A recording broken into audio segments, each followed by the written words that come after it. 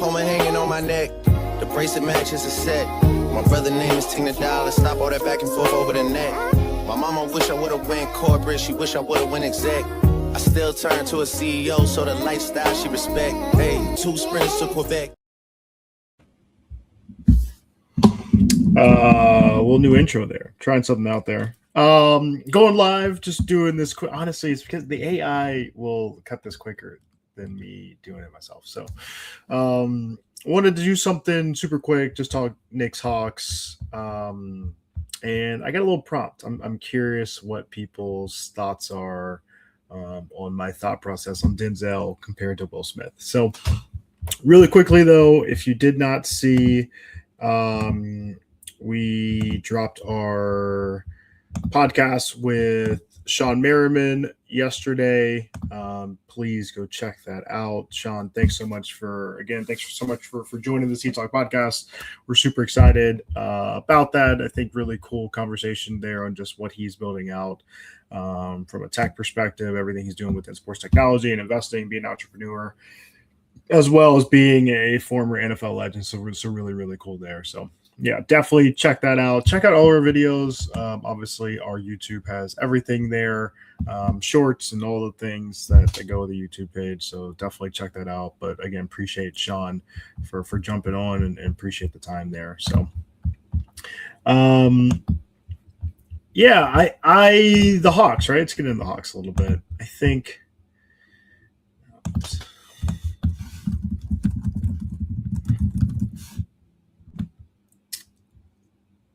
The Hawks are interesting, right? Because I think they truly have like a real shot at this. And we're going to watch a little bit of the game a little bit. But I mean, it was great. I thought the Knicks Hawks was fantastic. That's exactly what you were hoping for. Out of both of those teams. I think the tough thing, it's crazy to say this, Jock Landale being down, I thought was like a really, really big deal there, right? I mean, it's crazy to kind of say that here in 2026, a year of our Lord, but it was, and you could tell here, third quarter, Hawks get up by 10, kind of start this. I love these like YouTube recaps, right? NBA does a really good job with this, I think. I know everyone says we don't watch full games anymore, but I think this is a great job of like condensing the game down and being able to kind of, if you missed a little bit of it, so which I did. The problem for the Hawks, as you kind of see in those last two clips there, is Karl Anthony Towns absolutely dominated, which was really difficult. I felt like he really got into where he wanted to go there in the third and really changed up. And that's the tough thing when you don't have size. You know, obviously we got rid of Clint Capella. He's now back on the Rockets. And I mean, Towns, that's going to be the tough thing in the playoffs. Towns, and I thought Mitchell Robinson also, just his energy you see here, you know, getting a little back pick on Dyson, which led to Bridges layup there. I just think you need the size, and we don't have the size right now to match up with some of these front lines. You know, Boston's got Vucevic, obviously what Duran and the Pistons have, even the Cavs there. You know, everyone's got size, and so I mean that the first round matchup is going to be against the Cavs, and so what are the Hawks?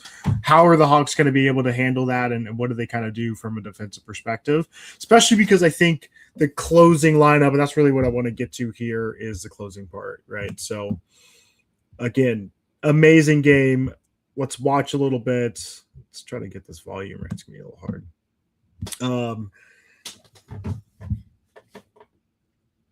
The tough part is going to be closing here, right? And as you see, Dyson, JJ, Nikhil, and CJ, that's such a tough move, man. The thing with Jalen Brunson, I don't know if you can win with him because he's like 6'1", but man, he is a fucking dog.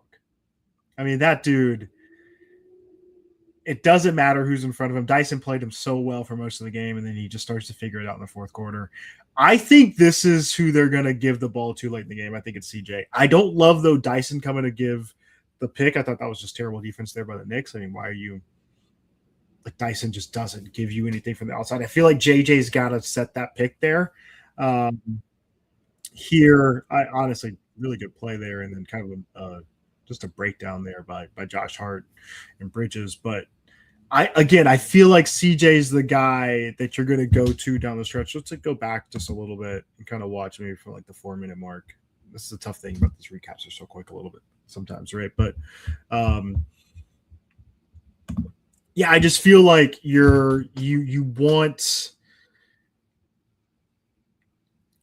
Oh man, you can't let him open. Yeah, I just think it's going to be tough, right? And you see Kamingo's out there for a little bit in the fourth. Gabe was out there as well for the Hawks. You're just trying to figure out the size piece. Obviously, Mitchell Robinson there getting an offensive board, and then again, like who do you like? 5 minutes to go. Who can go get you a bucket? Nikhil can do that. I think CJ can do that, especially in the mid range. But this is where the Hawks are going to get, kind of bogged down their great pass. This is the tough thing too. Like you see Dyson in the dunker spot, you almost kind of need him to be more of that Draymond kind of facilitator. But then if he's at the top of the key, obviously the people sagging off, and like, what does that do to the lane? And I'm sure Quinn and staff are kind of trying to figure that out. So that's going to be the thing, I think, moving forward, and we'll see. We'll see what happens. But I love it. I think the Hawks are in such a great position. I think they're just.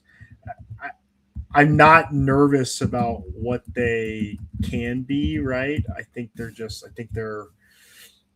situated incredibly well. And yeah, I'm excited about what that looks like. So, all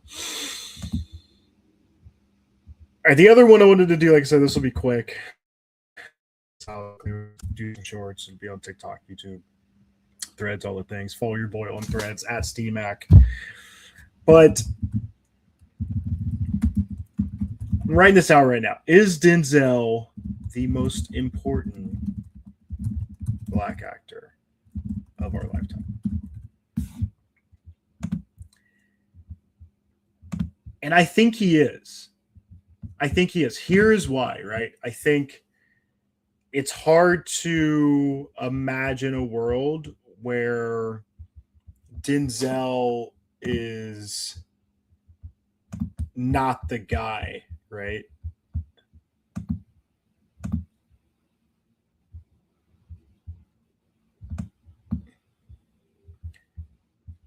I'm trying to move this. It's always tough doing something live. It sounds like this is not the clip I wanted. But the reason why I say Denzel. Actually, I do want this in. All right. The reason why I say Denzel is the most important Black actor of our lifetime. Will Smith is the box office guy, right? Will Smith is the guy that box offices once Bad Boys and then the success of Men in Black and Independence Day hits and it's worldwide. You're like, oh man, a Black actor can sell overseas. That is Will Smith. I think that's Will Smith's lane. But for Denzel, and I think for Michael B. Jordan winning this Oscar, and I think for guys coming along, behind him, Idris and all these other actors, I think the thing that Denzel put in place and did is that you could put Denzel in most roles, right? Especially when you hear really good actors talk about acting, they talk about it being like sparring, right? It's like you're a boxer, right? You're a jab here, I'm going to throw a hook here. And Will doesn't really box, right? Will is amazing at give me a scene and I might have someone in the scene, but they're not even like a Robin, right? They're kind of just there as like a comedic piece, right? Think about Hitch.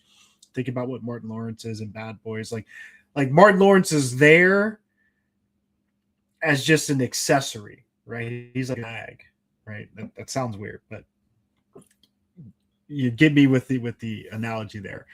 What Denzel brought and what Denzel brings for this next evolution of black actors is that ability to go toe to toe. I think Jamie's kind of close, right? Because Jamie's been across a few where he's gone toe to toe, like in a cinematic way, right? Not in a comedic way.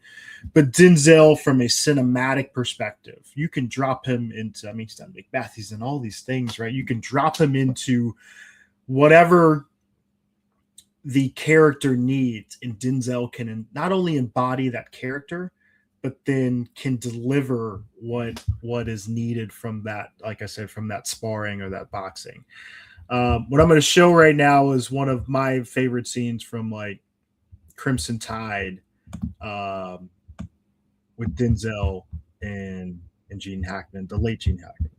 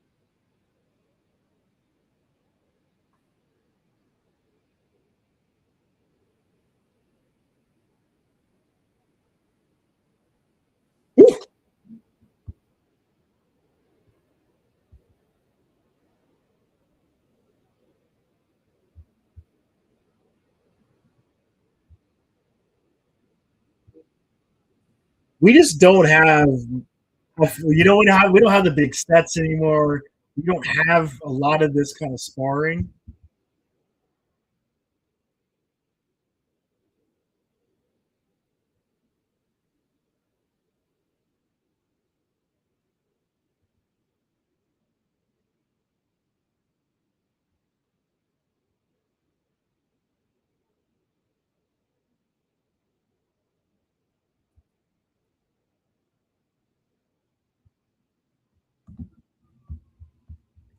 We don't have movies like that anymore. I feel like, but again, I think Denzel is so important, and I think, you know, while he is living, I hope that we make sure that we give him that credit and those flowers of like what he, not only what he represents just like as an actor, like just like take color out of it, but then, you know, we live in a world where we all see color, right? And so making sure that we like the people understand as we move forward the opportunities that are going to be there for actors moving forward in this type of a role, right? Like,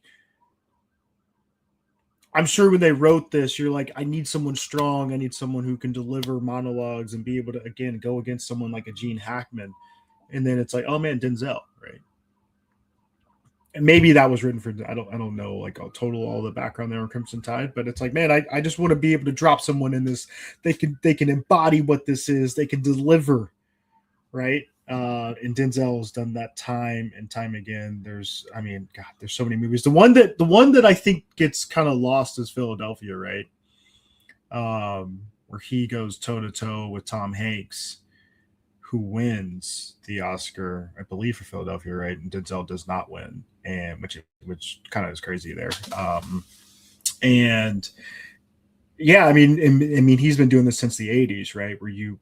In Philadelphia, he's a lawyer, and you drop him into this role, you drop him into this world, and he absolutely delivers. And I think it's important that we acknowledge how important Denzel is, again, for the future of like actors, especially on the heels of the achievement of Michael B. Jordan and how amazing that is and what that means as we move forward, as more black actors hopefully get some opportunities to showcase that they can be dropped into the same kind of roles, right? Same kind of cinematic world and be able to deliver. So, like I said, I want to do something quick. We'll get these shorts out, get these clips out there later this week. Kind Continue to follow me at SteeMac. Like I said, we've got the To The Max. This will be on To The Max. We'll do more of this there. Continue to follow the Seat Talk podcast. We've got more really cool interviews coming up this week, next week. Should be on site of the Peak Conference as well. So doing a ton of things here. And of course, if you're in sports technology or sports business, you're trying to look for advisors, consultancies, fundraising, please reach out to us. Would love to find a way to work with you. info@sportstechatlanta.com is our kind of general admin email. Again, you can find me at SteeMac, wherever you do. DM me, to me, whatever. Happy to connect with you. So continue to rate, subscribe, and we'll see you in the next edition of the Seat Talk podcast.